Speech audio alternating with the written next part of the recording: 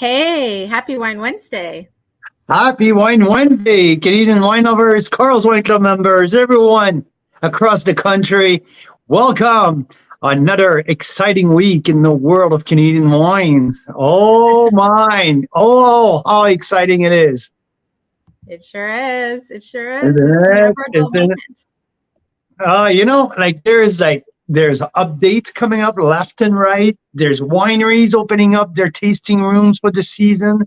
There you go. There's so many things happening. There's all of the rosés are getting bottled.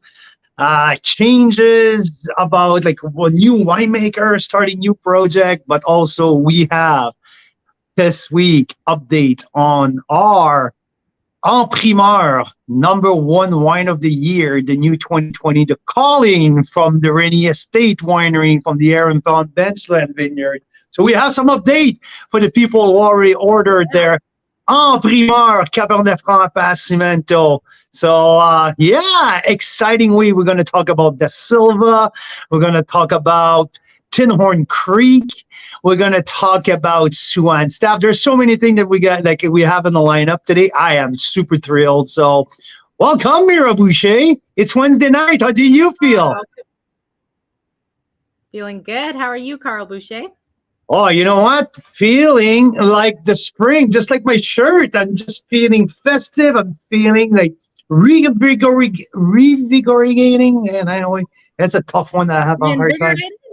There you go. There you go. I feel like over here, there's two very special wines. So we're going to talk about like our #1 wine of last year for a good chunk of this show. And then we're going to taste these. What's in these, Carl?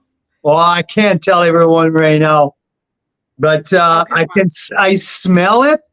I haven't tasted, but just by smelling it, Mira, you're going to have a good idea of how good it is. Oh, my God. I know. So I'll give you guys a hint. Okay. So this was our #3 wine last year. Was it the top Chardonnay out of all those Chardonnays, or right up there with we didn't It was the top Chardonnay of Chardonnay Day out of 56 Chardonnay. #2 wine of the year was also a Chardonnay, but wasn't part of the Chardonnay Day. So a tick below #2, but it's the top BC Chardonnay last year. Let's put it that way. But that's not what's in this glass, is it? No. That's the new baby. That's the new one. The newest version. That's the new vintage. Don't look anywhere. It is not available anywhere. There's not even labeled. Not even labeled yet. This is the new 2021 Legato Chardonnay. So we're going to taste that. Speaking of en primeur, yes, this is the national premiere of the Legato 2021. No one has tasted it, but sorry. Yes, I already did last week. And Mira, you did out of a tank in February. Yes, so we've been following the Legato 2021 for a while now because we thought that the 2016 was so good. And to me, that was the best. My favorite BC Chardonnay out of last year. And 1,200 Canadian wine tasted. Out of 1,200 wine total, all Canadian, a good chunk of that was Chardonnay. Because if you've been following what we're doing, you know our love for Chardonnay and the passion for Chardonnay. So this one was the top BC Chardonnay last year, and this is the new baby one. And we'll have some good news for next week. A celebratory pack that we're going to start the 2-week celebration of our Members' Choice Award Winery of the Year, BC and Ontario. And good news because we're going to have something unique to offer. So stay tuned. We're going to talk about it a little later on during the show. We're going to talk Da Silva and we're going to talk to and staff quickly as well. So, yeah, here we are. Un beau bonjour en français à tous nos amateurs de vin francophones, à tout le monde en français, et à toutes les régions du Canada, toutes les régions francophones, nos amateurs de vin qui apprécient les vins canadiens, les vins Niagara, les vins de la vallée de l'Okanagan, les vins de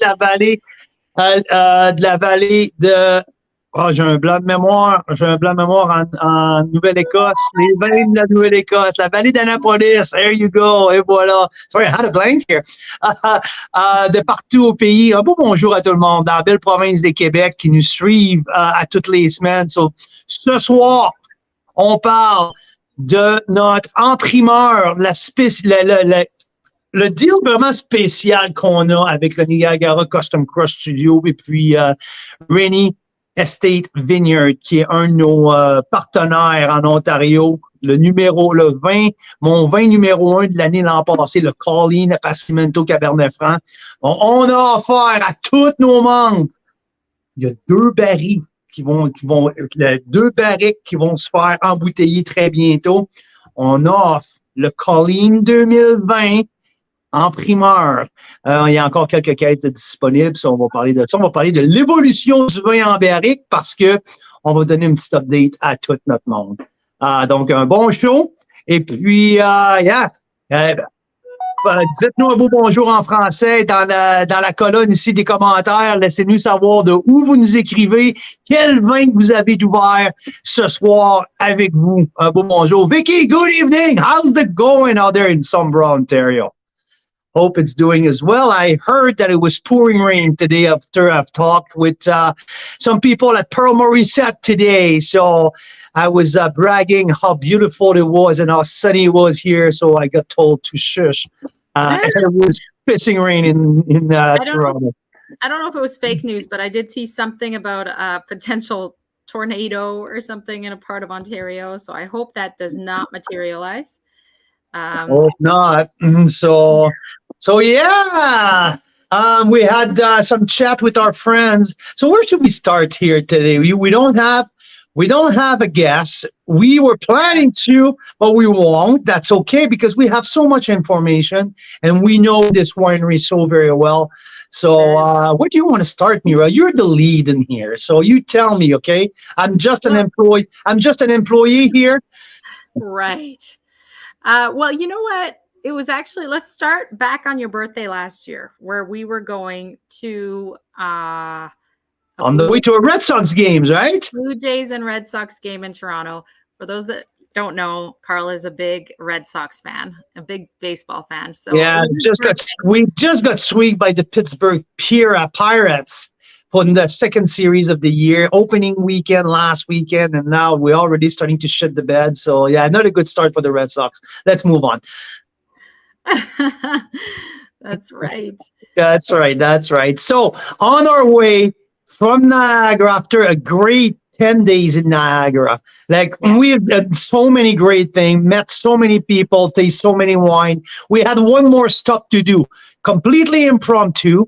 He was booked on the fly, like a crazy story. I will do a long story short that we had to stop on the Beamsville bench before heading to Toronto. So I had my mom and my stepdad following us in the van, the three kids in the car, and we had to stop somewhere. It's called Rennie Estate Winery. That I heard about it, never tasted any wine, and I was told you have to go there and taste their wines that I'm just going to blow my socks off.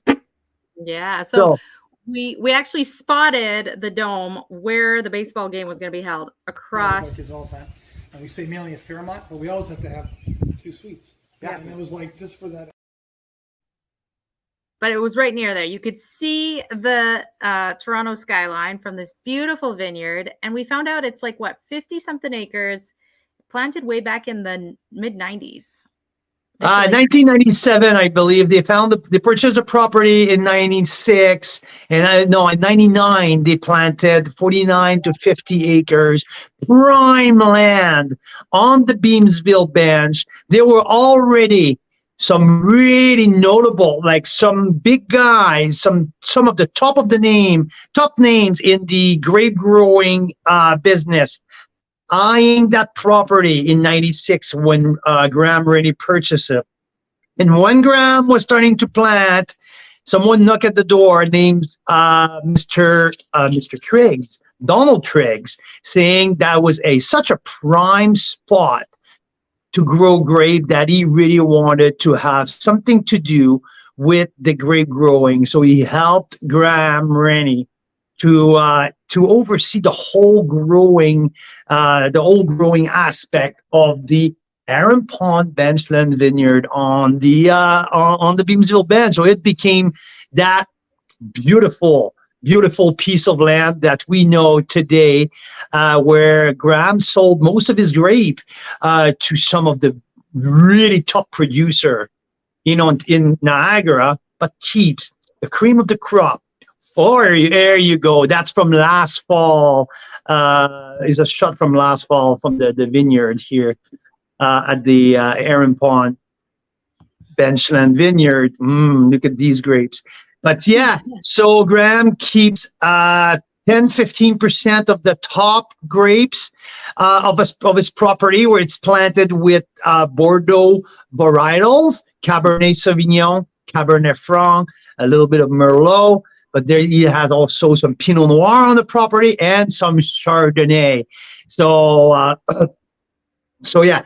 Boy, we have here Mike Laplante, the average wine enthusiast. By the way, good evening, my friend. Thank you for tuning in. It's great to have you on. I heard that you had a great trip in Niagara last weekend. Minus the mud, right?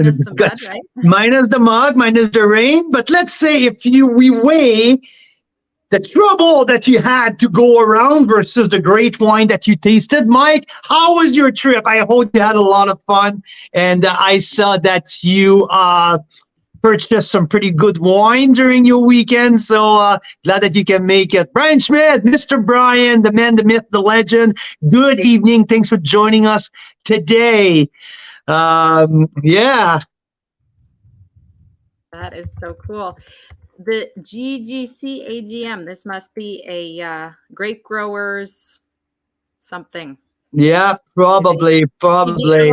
Grape growers of Ontario. There you go.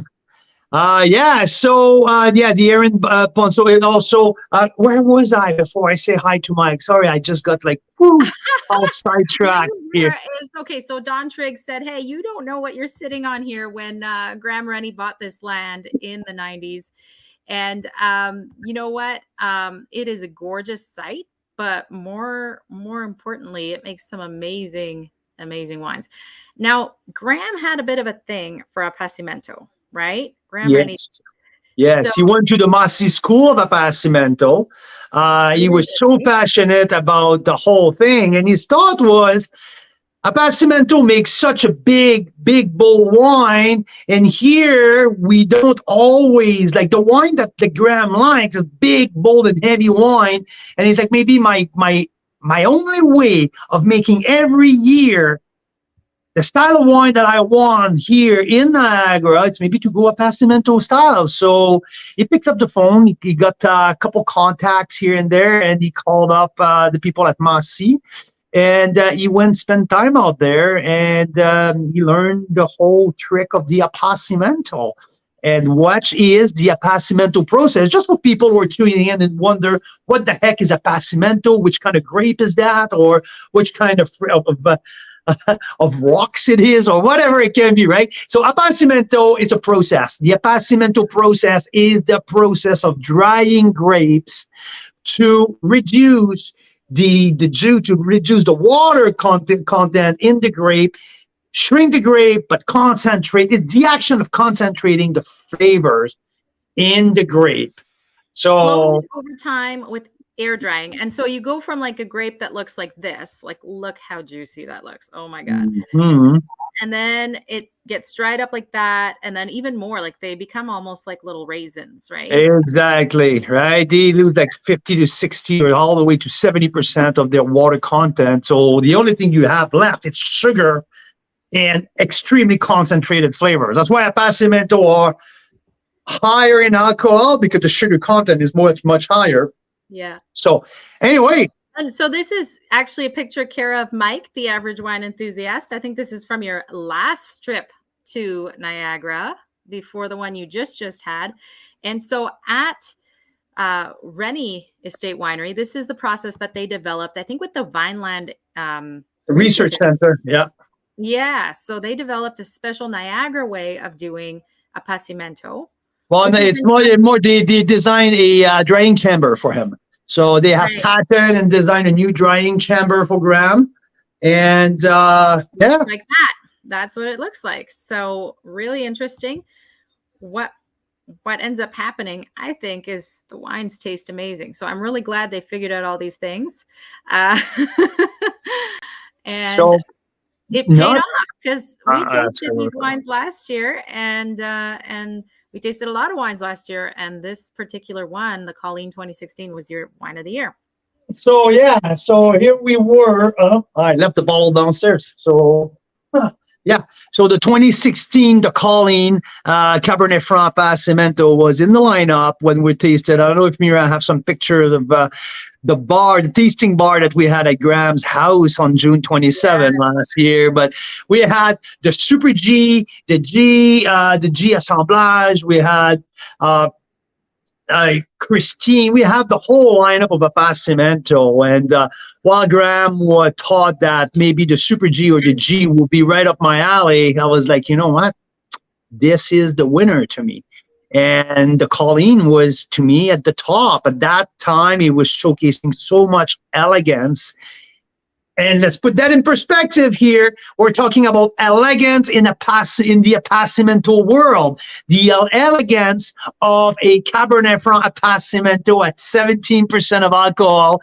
But yeah, that Cabernet Franc must showcase elegance, but so much complexity, so much sex appeal and personality and suave texture. Everything was in there.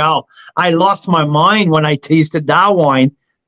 And so it's funny because I'm not a huge fan. I wasn't actually until I tasted some things I could never forget. I fell in love. But at the time, last summer, I wasn't a huge fan of Cab Franc yet.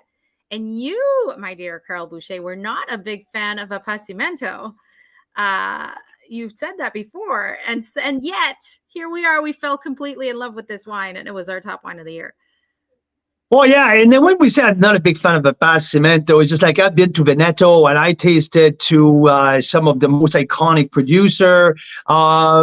But when I go through my preference, my roots of the thing that appassimento has never been like the Amarones of the world have never been the first thing that I'm going to go. When I sit down and I geek on one, yes, I would spend time, because to me, it takes time to get into an appassimento wine. It takes time to break the thickness and the ice of the complexity of it. Hey, but when you get into that, there's a challenge to me to win my battle against the understanding of the depth of the darkness of the appassimento. It's like the ocean, right? So you know what? It's funny. I just found before we went on live here, the first time you tasted this 16 Colleen at Graham Rennie's estate at the Heron Pond Vineyard. That's what it's called, right? Heron Pond Benchland, yeah. Yeah. And so you were just was like so amazing. It was like one of his high scores. Yeah, because it's a pretty unique outcome, I think, that wine. That's why I didn't do it again until 20. I couldn't get precision, as you call it. It's impressive. They all. There was a different one too. I'll show you. Yeah. I took a sip here. Yeah. Yeah. So you were just saying there that normally with appassimento, you kind of don't know what to focus on first. Like you said, you really need to think about it. And with this one, there was this incredible precision. Yeah, and precision. I was attractive. It was like I had like that suave kind of like lacing me through that, like the whole. It was like dancing a really romantic dance at the end of the night with the hottest girl in the room, and you just realize she's grabbing your butt after 5 minutes, and like, yes, yes. Ooh. Ooh, Did I say that? Ah, man, sorry. The Christine and the Colleens are, and it's no knock on the others, but, and I think, to me, sometimes that's what appassimento blend does to me. I got lost in where to go and Yeah, because it's a and blend. that Colleen, more than the Cap, to my opinion, has a defined flavor profile. It's really precise. It's really defined, and yeah. Well, it's interesting. And there's a brightness in You know, there. I love to. See, I didn't lie, right? It's like over a year ago, and like, yeah.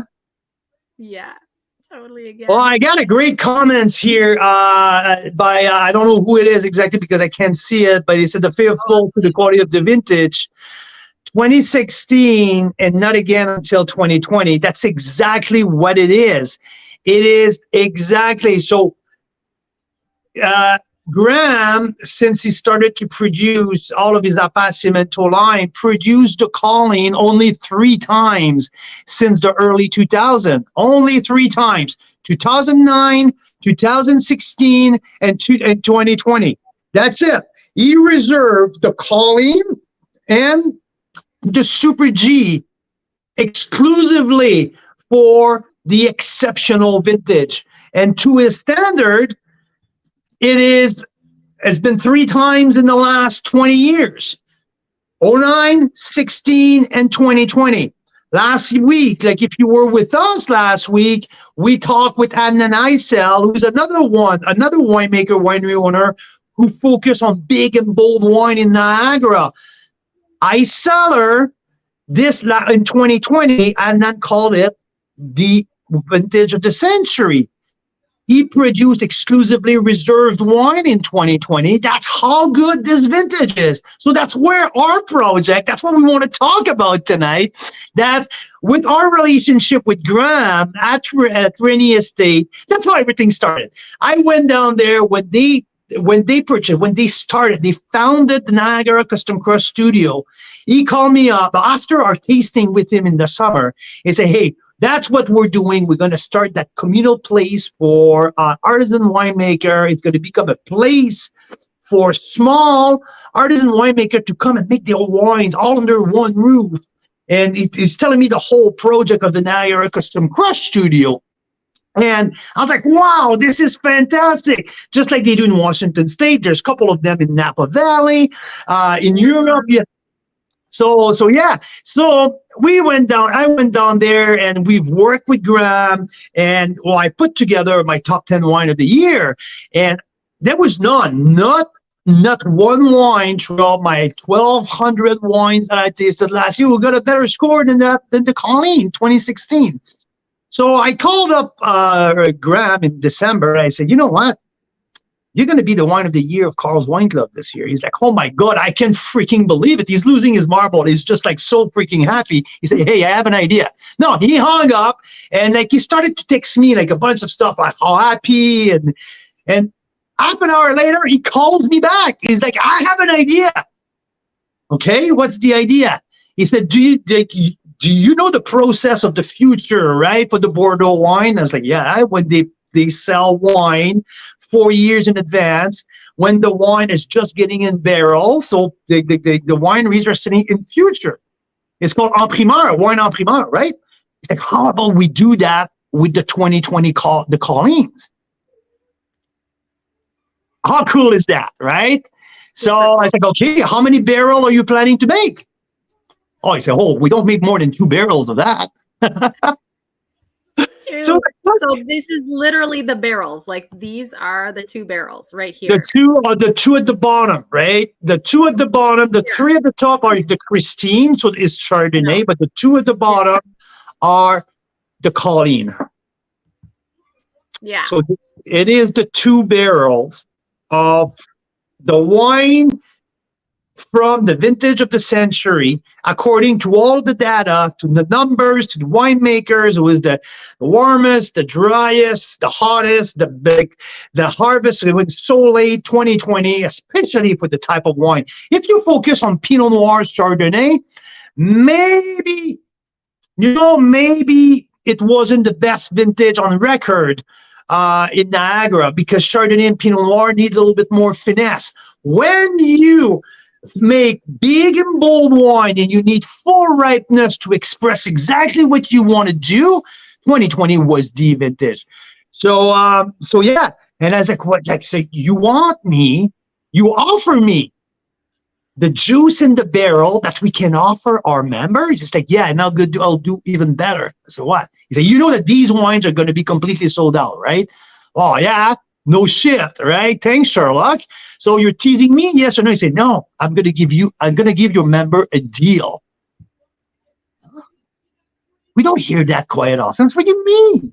You say, yeah, this wine's gonna be retailing $125 a bottle.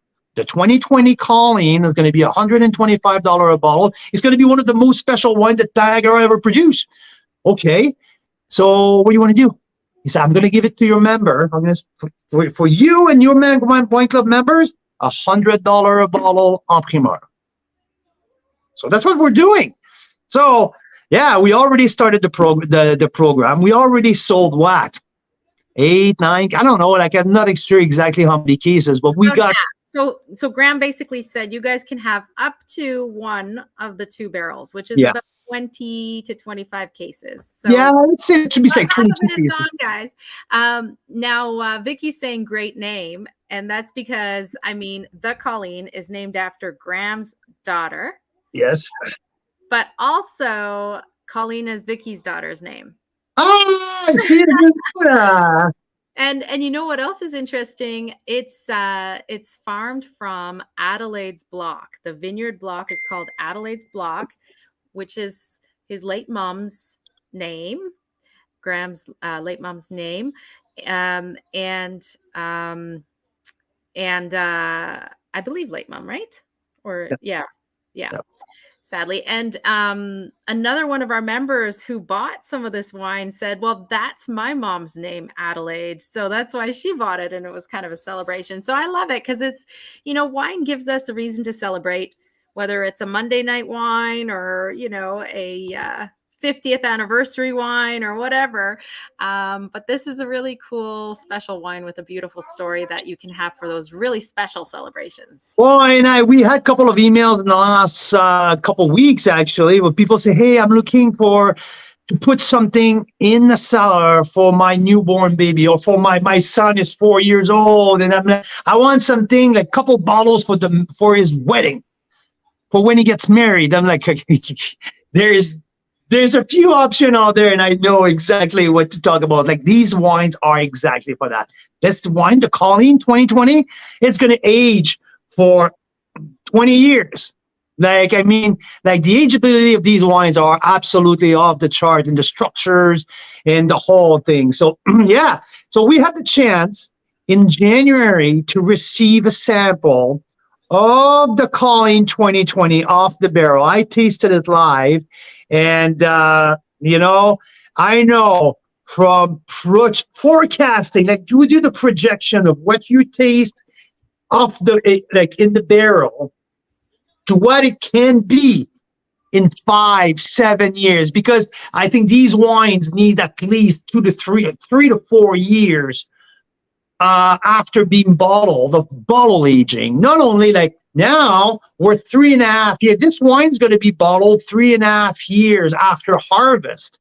So it takes time, but especially these style of wine needs bottle aging. And that's why now the 2016, the Colleen, unfortunately, has been sold out upon release, because like I said, exact same thing's going to happen with the 2020. 2016, there's only 2 barrels made.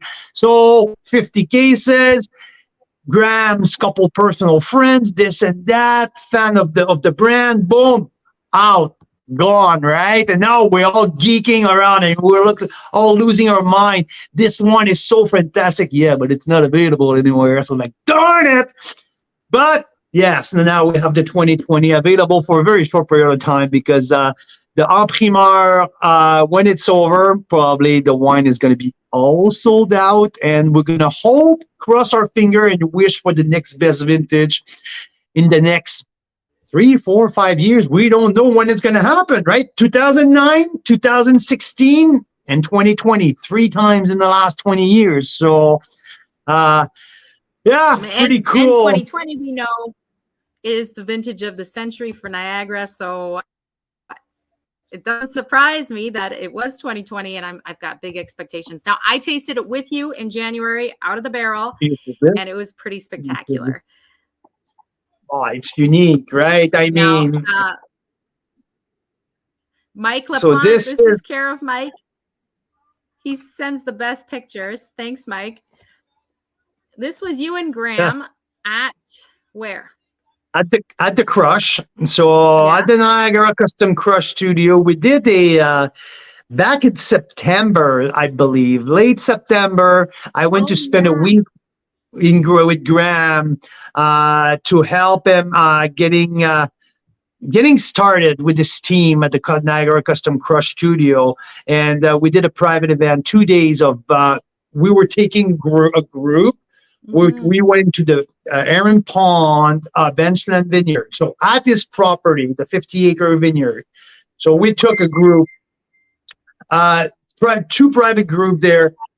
First, an hour to go discover the vineyard, taste the grapes, and in September, now you really start to taste the real taste of the grapes. So, and I'm sure Mike can recall that fun experience, like the Christine Chardonnay. You could taste the wine in the grape. And I brought some couple cluster at the winery after our vineyard tour, and we had a sip of the Chardonnay with the grape. And the grape was a couple weeks away to be harvested. So it was pretty cool. And so we took the group to a vineyard tour, a walk in the vineyard, an explanation of the whole process from Graham. And after that, we took them back to the Custom Crush Studio and we tasted some of the best Rennie wines. So yeah, that was a really fun experience. Just to me, from my perspective, just like learning more about the profile of the Rennie wines, being on site, and just getting a little bit more familiar with the whole brand and the whole. And didn't know at that time that the Colleen is going to be the wine of the year. Like there's no clue. Where I still had like 200-300 wines to taste at that point. So, very cool. Brian's saying something here that the 22 vintage was also exceptional. So we will have to find out. Graham is traveling this week, but we will have to find out if they put some away for the Colleen 2022. And for this vintage, so in 2016, Graham was working with Malivoire Winery and their winemaker, Shiraz Matier, I believe. Yeah. And so for this 2020, it would have been with Shiraz.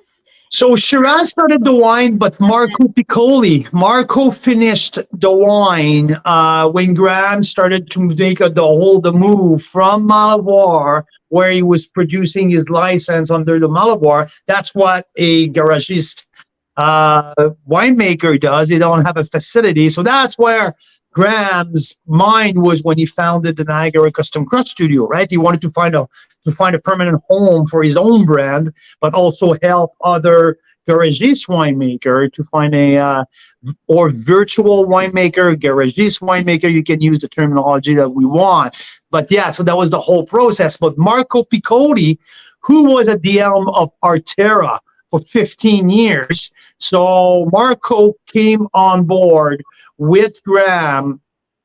And funny enough, because the connection between Marco and Graham go way back to the mid-2005, when Marco was working for Don Triggs, and he was overseeing the whole vineyard at the Heron Pond Benchland. So Marco is very familiar with the grape that Graham grew on his property. And 15 years later, now Marco became the director of operation at the Custom Crush Studio and worked with Graham as the new winemaker for the Rennie brand. So Marco finished the wine that Shiraz started in the 2020. So Marco has tasted the wine lately and assured me earlier this week in an email that the wines are exactly on the trajectory that they were hoping. At this stage now, the things are just settling down. They're getting ready, like probably May, like around the mid-May. They're planning to bottle that baby, so they're going to push the baby out fairly soon. But like this, still need a little bit more time, but it's coming on its own, and yeah, it's really, really, really exciting. So, what happens typically with a wine as you're getting ready to bottle it? Do you think winemakers, they taste it more often? They're checking to like say, okay, it's ready to go. I'm always curious up with these. Yeah, but it's good, and I would like to Brian Schmidt to jump in at some point. I'm everything but a winemaker, right? But I know, to my understanding, right? At some point you want to get that out of the barrel at the right time. You don't want the wood to overtake certain aspect of the flavor profile. There's some numbers in terms of acid versus sugar versus like the whole balance of the wine. It's all under multiple numbers, and you want these numbers to be all on par and all ready to go. But there's that effect of the wood, of the barrel on the wine, where you want just the right amount, where you want to be. And I know that they have established that 24 to 28 months, that's where they see it. And they're right on par where they want to go.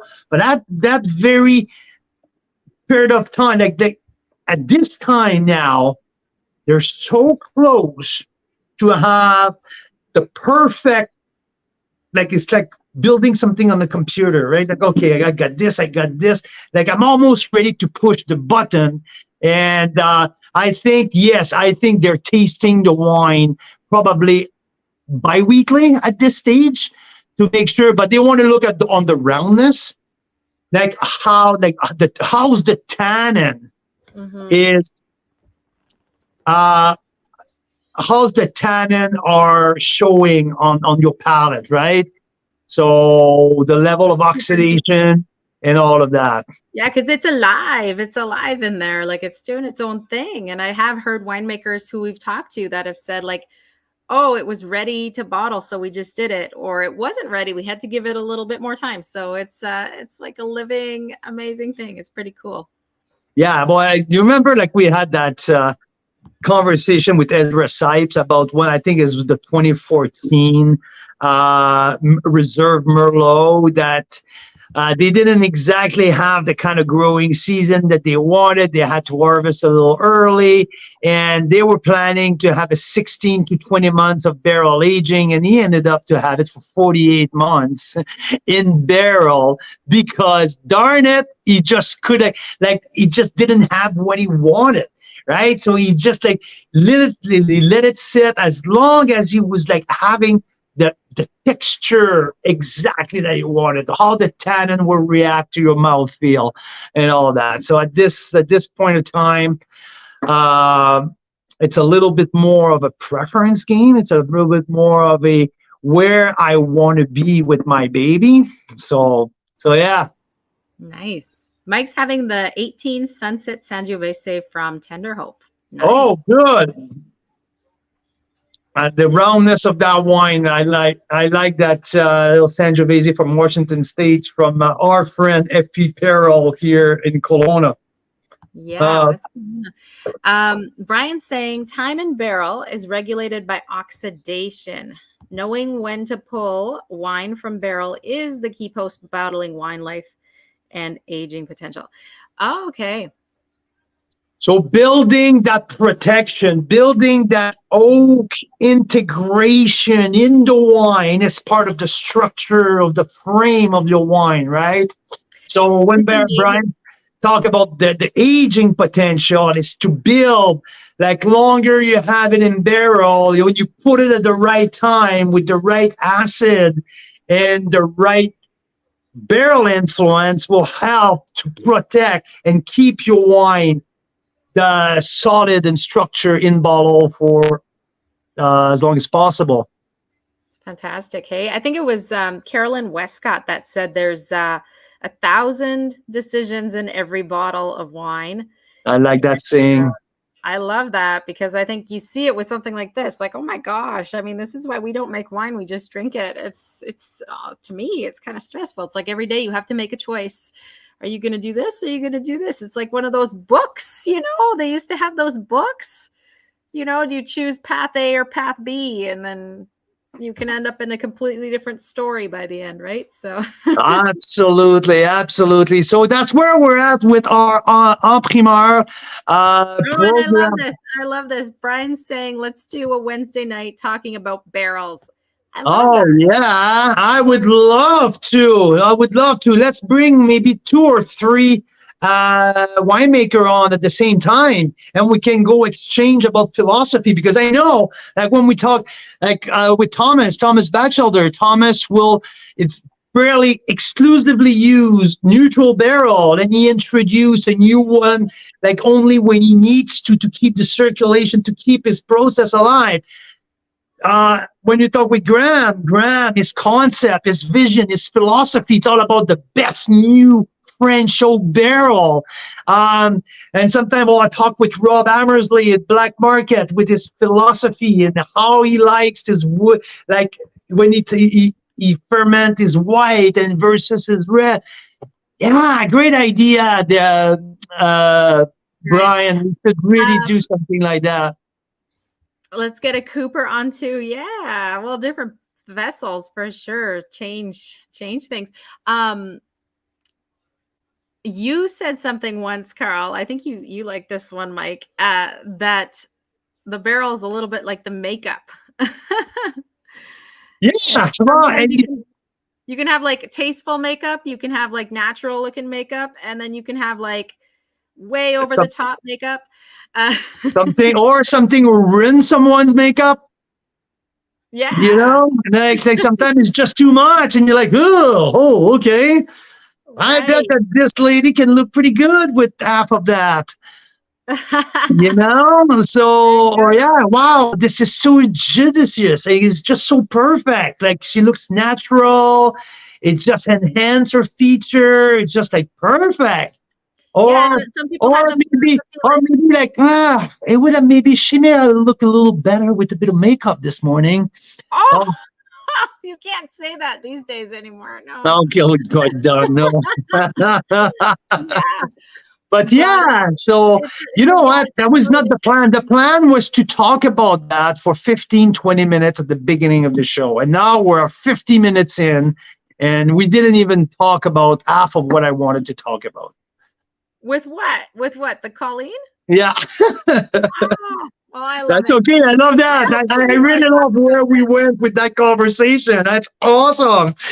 Hey, can we put the link in the chat if anyone is interested in to see? Hey, I want the 3 bottles of the Colleen. Like I want to get some of my, instead of 25% off on the en primeur. This is going to be bottled in May. Probably. So, and get your few bottles of Colleen's in your cellar if you want something unique. Like I mentioned earlier. They were like, oh, it's $100 a bottle. Can I just get like a couple bottles? And yes, you can, for sure. The only thing that might happen is shipping's going to be different if it's only like 1 or 2 bottles versus 6. Exactly. There's reduced shipping for 6. We'll have to see, but I'm sure we can figure something out. And so there is the link in the comments. Now,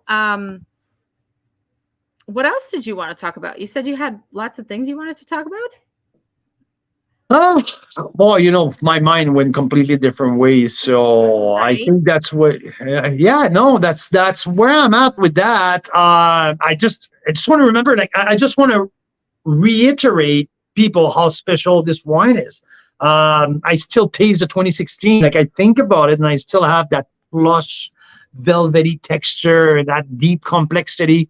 So, yeah, And then really cool. the 2020 bolder, right? Like, It's bolder, but there's also a beautiful ball. Yeah, and I mean, like, for me, the biggest challenge was to do to project what I had tasting at that very moment in January of this in year. January.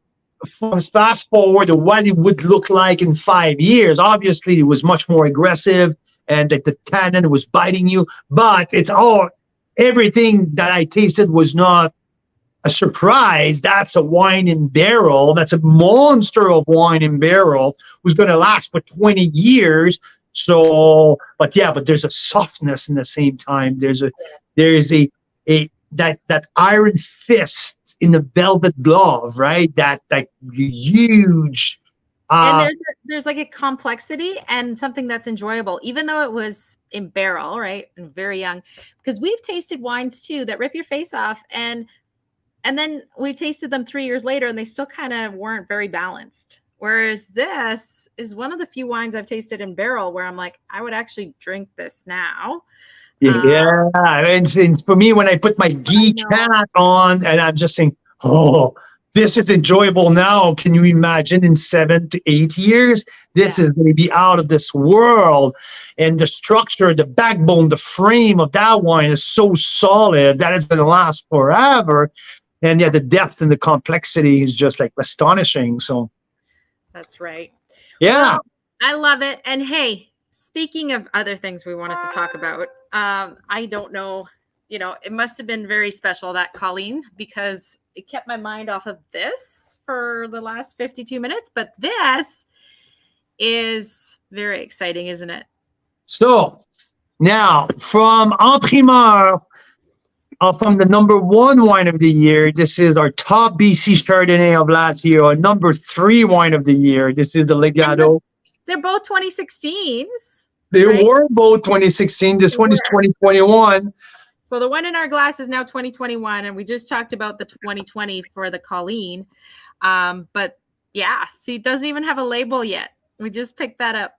It's going to be labeled later this week and waxed later this week, and because it will be ready to ship to you next week, because next week we are featuring the new celebratory pack from Da Silva. Back last month, we did the Members' Choice Award, BC Winery of the Year, Ontario Winery of the Year. Whoa. That was last year, sorry. So Da Silva.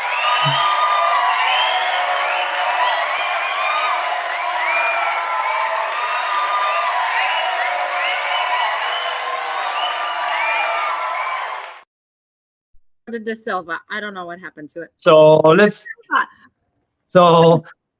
the Silva Vineyards and Winery were voted from the BC from the Canadian members as our BC Winery of the Year. And next week we have 8 different wines available from the Silva. Yeah. You tasted it? I did not yet, but I did last week, but not today just yet. So the 16 Legato Chardonnay was freaking something unique and special. And Richard is releasing the 2021 exclusively to Carl's Wine Club members next week. It's going to be on like much later this year, but exclusively for us next week. So let's give it a try, because something. I love that. I think that winemakers love when we wine lovers appreciate what they're doing and what the grapes are doing. And so it's pretty special that we're getting these access points to wines that, Hey, let's face it, without you, Carl, we might not even know about some of these wines, so it's good. There's such a I love the combination of roundness, creaminess, but zippy acidity, that green apple acidity right in the middle. It was just it's like that zippy backbone lifting up a beautiful tropical meat around the bone, like that zippy, citrusy green apple is the bone, and the meat around is just of that beautiful tropical. It's and just such flavors keep going, and that's how I know it's a wine I want lots of, because there's some wines that hit these parts of your mouth or whatever. This one's everywhere. I love it. It's pulsing. It's vibrant. It's full of energy. I have that barrel. Like, I definitely got that vanilla barrel, which is totally part of the whole experience, right? It's just well integrated in there. Even at early stage, it's 2021. It's been bottled for a month. Like, even then, this is well kept together. Oh, this is good. Yeah, this is a beauty.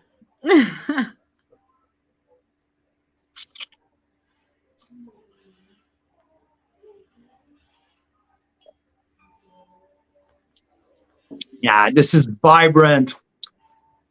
There's an energy in there. There's some pears, but citrus. I mentioned it again. There's also Mira lemon. There's a white spice at the very beginning. At the very end, it was just full. It's like that a little white pepper. Yeah, that is good. I like it. I like the complexity. I like the vibrancy. Good. What do you think? Oh, I love it. I love it. So this is Legado. So the Silva Legado Chardonnay 2021, the brand new release. So fruit from the home vineyard, from the West Bench. The West Bench Vineyard, also in Penticton. I can't remember the name of the vineyard, but Penticton and Naramata, two vineyards combined together. Top notch. Top notch. Beauty. And because I tasted the regular Chardonnay, that in the Vinedo they call, the difference is the Legado has much more precision. The Legado is more vibrant. The regular Veneto has more, I would say, richness, boldness, tropical flavors. The Legado, it's much more precise. The Legado has a mix of tropical and citrus, where the Veneto is maybe a little bit more unidimensional. But yeah, like that Legado, like it's a laser beam. And the nose is starting to open up more. Yeah, I know, I know. Gorgeous. Yeah. Beautiful. We're so lucky to taste So that's the Silva Legado, available on Sunday night for VIP Plus and VIP Unlimited. There's also on that pack another wine that's not available until maybe early summer. It's a brand new packaging. Look at that. For the first time, never seen before on social media. This is the new Cor de Rosa rosé from the Silva, but in his brand new packaging. This is really, really exciting. 70% Merlot, 30% Pinot Noir. According to Richard De Silva, owner, winemaker, vigneron, this is the best rosé that he ever made. Okay. Sometimes you need to take some and leave some on the side, because sometimes these winery owner, they have their marketing hat on, right? Almost every vintage is the best wine they made. So, but with Richard is a different. With Richard is a different story. He is just, not just. He is in his soul. He's a farmer. So at the end of the day, he rarely talk about the wines. He usually talk about the vines, the vineyard. But this, he's so freaking proud of that wine. And the 2021 to me had a completely different style. It was an old Spanish, like an old Rioja Rosé style, like earthy. And I really like the profile. It made my top 6 BC Rosé list last summer. And I was like, okay. And he said, no, this wine, Carl, this wine should be under your radar. So we're pretty thrilled. So it's coming next week also. En primeur, first in the country to have that available. The regulars are going to come probably like earlier in the summer, and yeah, so it's pretty exciting. And I think I remember one thing that was super unique about the Corte Rosa last year. We'll see how it does this year, but last year it's one of the few rosés I've ever tasted that kind of got like better over the course of the summer, in the sense that it like changed and evolved. Like some rosés, you know, they're just a classic and they're amazing. But with that one, I felt like it was like from the start of the summer, middle of the summer, end of summer, we tasted it a few times and it kind of got more and more complex. Do you remember that? Yeah, I sure did. It's funny enough because Richard doesn't fight it. He just make all of his wine the same way. It's kind of and he doesn't get in the way of anything. He just like it's the grapes, right? And yeah, you're right. Like last year had a crazy evolution of that Corte Rosa. Yeah. So it's going to be interesting to see how's this wine is gonna fare this summer. Okay, I can't wait because I have, there's a bunch because we tasted Black Market over the weekend. So we're going to do a full release on that in the next couple of weeks. We tasted their rosé. We tasted, I have Maverick that I just received downstairs as well. So there's some pretty cool rosé coming. I can't wait to taste some of the other rosés that we've been following, like the Lakeside Cinsault rosé, 100% Cinsault. I spoke with Noel. Actually, it's kind of funny. We walked like we could come across Noel at the sandwich shop in Oliver at Oliver Eat over the like earlier this week, and we talk about that. So there's a package in the mail that we're gonna taste the same. So we're gonna meet with Daniel Bonterin as well. So the rosé master in the country, we're going to do taste en primeur as well at his house in a few weeks. The new bottling of Tractor and Vines and Fruitvale Ridge, where they're getting bottled. That won't be en primeur in the sense that we won't be selling that from the barrel or whatever, but no. Yeah, no, you're right. Like a pre-release, you think, or like what? Well, we're going to be the first. Like we're going to be before retail. Is Wine Club members are going to get the first bid, and after that, Carl's Wine Club is going to go out. So go to town on those rosés. They're amazing. Exactly. So, but next week we're going with the Silva, the celebratory pack, 8 bottles. That's coming up on Sunday night. The week after, it's going to be Sue-Ann staff. So Sue-Ann's going to have her week as well, where we're going to do some some sparkling, some Riesling, some library, like all the way back to 2011 vintage for Sue-Ann, Riesling and some Cap Franc. Also, Alicia Chardonnay. And after that, we're going to do a little bit of another garagist, another virtual winemaker, but we're going to do for the first time 2 wineries in the same, 2 different producer in one pack. That's coming up in 2 weeks. So yeah, some pretty exciting, in 3 weeks, some pretty exciting stuff happening around here. Should we talk a little bit about what's happened last Friday? What happened? I know. Hey, it feels like if it was a year ago. I know. What was last Friday? Was it the? We went for an amazing winery tour at Hester Creek. Yes. Down in Oliver on the Golden Mile. So yeah, great visit with Mark, the winemaker, and Roger Gillespie, the operation manager. We spent half a day there tasting some pretty cool stuff. They just struck BC Winery of the Year for the Northwest Wine Magazine. It's a magazine who does, obviously, wine publication, who is published in Washington State, Oregon, and British Columbia. And I think also Northern California, if I'm not mistaken. But they got the BC Winery of the Year, 3 platinum medal for their Pinot Blanc sparkling. Also, their Pinot Blanc regular, and it's maybe their Viognier. I can't remember. 3 of their wine platinum. I have the bottle downstairs. We're going to do a write-up and a tasting on it. You guys going to have our tasting notes available as well. But we spent, and it's funny because the cool thing with Hester Creek, they can be known as a big producer. They produce, believe it or not, 80,000 cases. For a BC winery, it's absolutely humongous.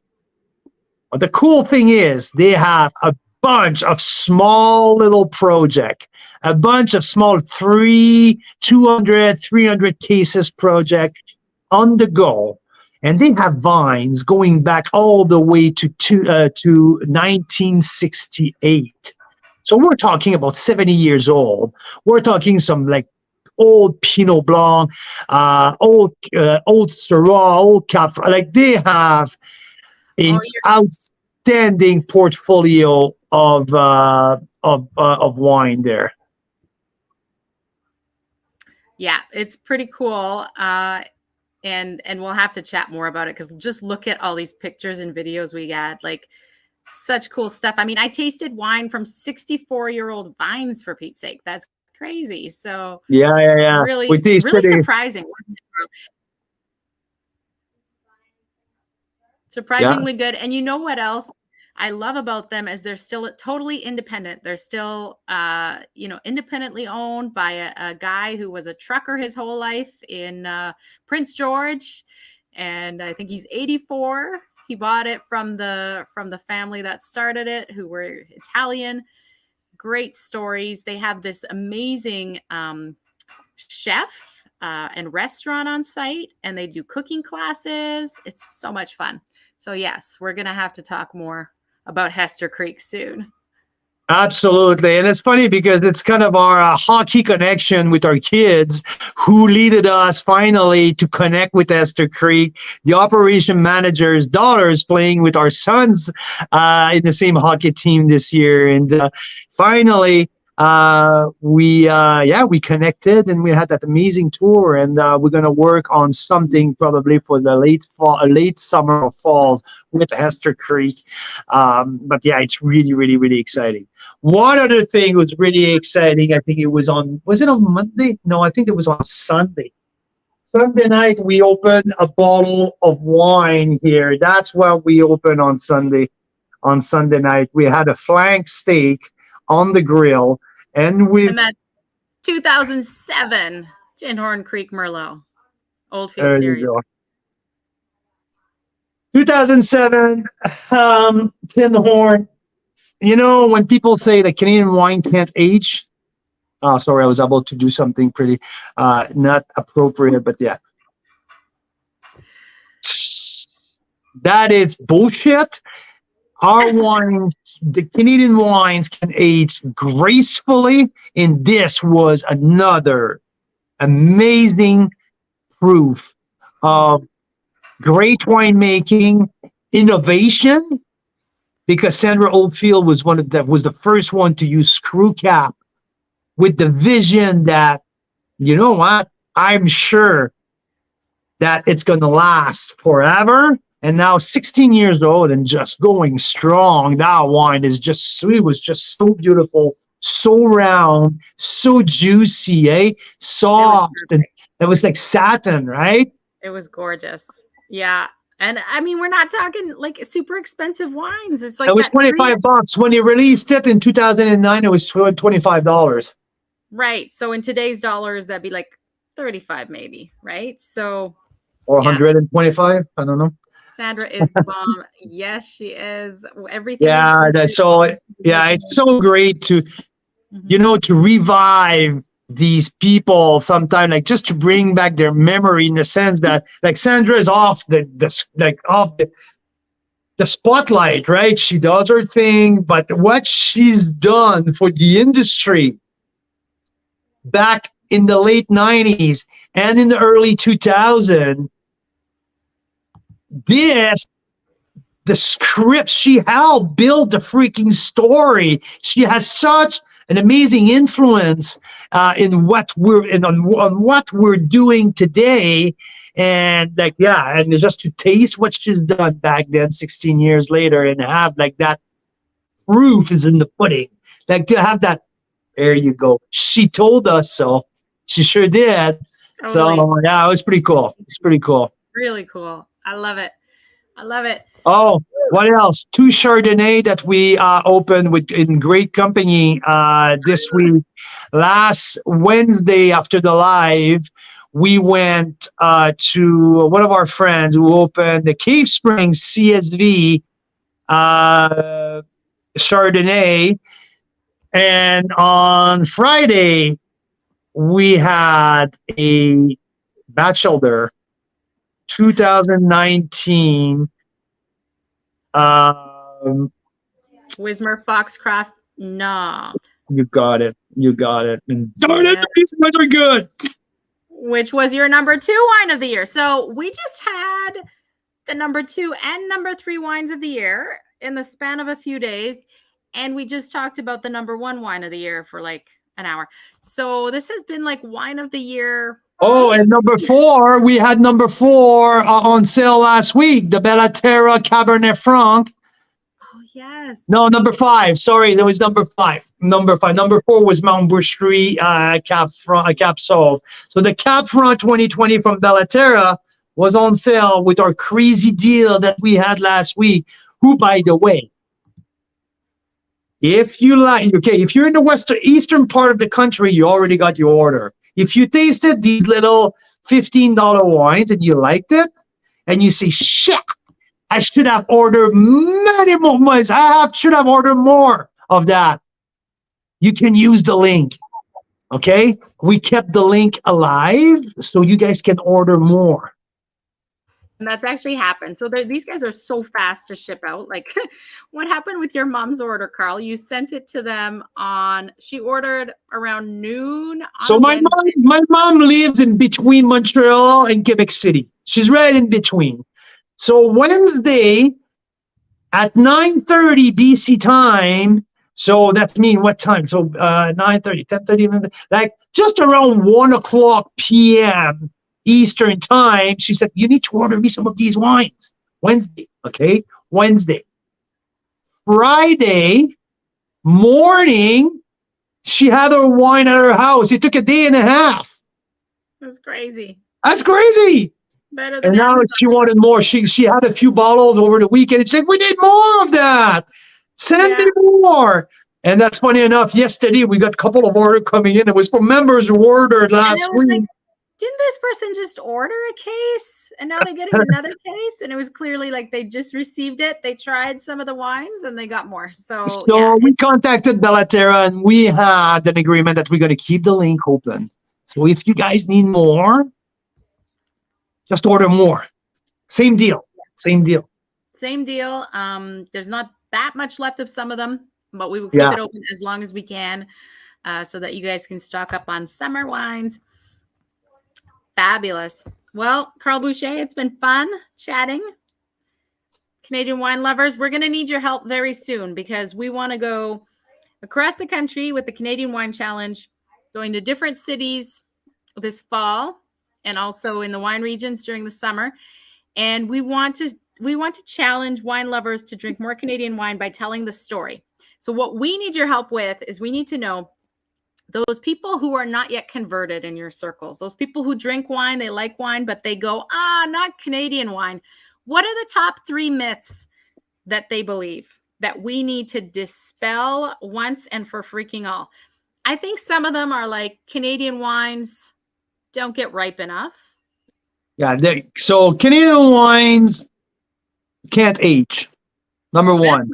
Yeah. Canadian wines are overpriced. Myth number 2. Canadian wines grapes in Canada can be ripe enough to make good wines. Something like that. But yeah, let us know. Is there anything I need to know? Like, we're planning that trip across the country. We want to meet with as many people as possible. We want to have all of you guys, our rave, like the people who support what we do, but we want to also talk to the people who don't believe in it, right? So that's the mission. By the way, we have talked about June 25th for members party in BC at De Silva. It's not confirmed yet. Not confirmed at all. So don't book your hotels yet. We will announce it in the next week. That can be an update. Yeah, we're talking about it. Yeah. And we're also talking about one of the best restaurants in BC, in my opinion, the Kitchen at De Silva. We're hoping they will we'll take over the whole place. Yes. And we're talking with Sue-Ann in the next couple of days. So we're going to have a date for the Ontario party. Here is the beautiful spot at the Kitchen at De Silva. Yes. There you go. Hi, Vicky. There you go. So I think that, yes, an hour and 17 minutes. Not so bad, Mira. Not so bad, Carl. Well, let's cheers to a great Wednesday night. So great to see you guys. And we'll see you very soon. Cheers. Have a great night.